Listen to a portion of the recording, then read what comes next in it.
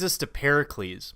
By 478 BCE, Athens has been sacked and the Greeks have kicked the Persians out of Greece. And they create something called the Delian League, and one of the key members of that, or key parties to that, is going to be Pericles, but we'll get to him in 1 second. The Delian League is developed so that Athens can develop the navy and the army capable of defeating the Persians, and then all these other Greek city-states, Thebes, etc., will pay into that. That's the idea. And it's called the Delian League because the treasury, all that money, is kept at a neutral site, the Isle of Delos. Now, what happens is very different. By the time Pericles comes around, the Athenians have taken that treasury and moved it to Athens. And they're not using that money for defense anymore.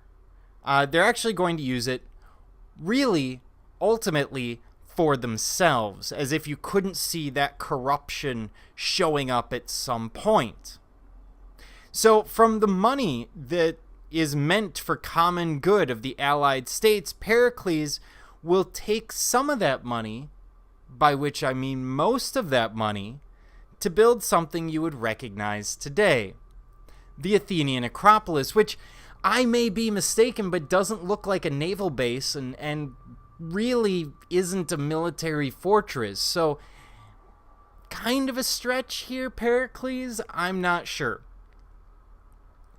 And what he does is basically levels everything that was on the Acropolis and rebuilds it.